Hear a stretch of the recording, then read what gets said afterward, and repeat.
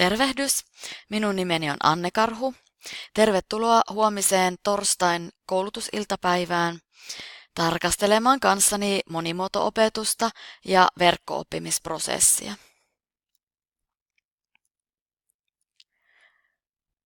Tavataan Taito 1 mikroluokassa numero 6, eli osoitteessa Taito 1 3L 104.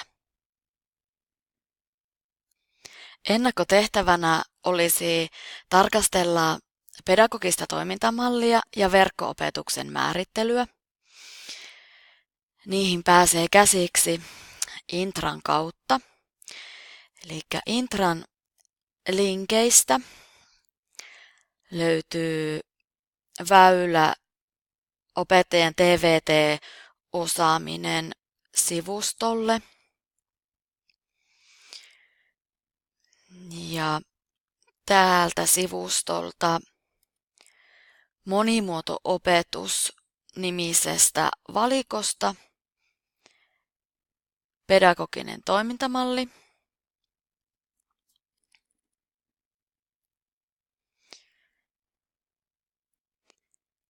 Ja toimintamallista erityisesti luku 2, osaamisen kehittyminen älykkäässä KAMKissa. Ja tämän lisäksi tarkastelisit verkko-opetuksen määrittelyä, eli monimuoto-opetusvalikko ja sieltä linkki verkko-opetuksen määrittelyä. Vilkaisisit tämän artikkelin.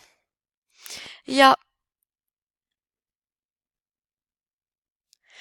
pohdi jo etukäteen, että mikä opintojakso tai moduuli olisi se, jota huomenna työstät. Tapaamisiin huomenna torstaina. Moikka!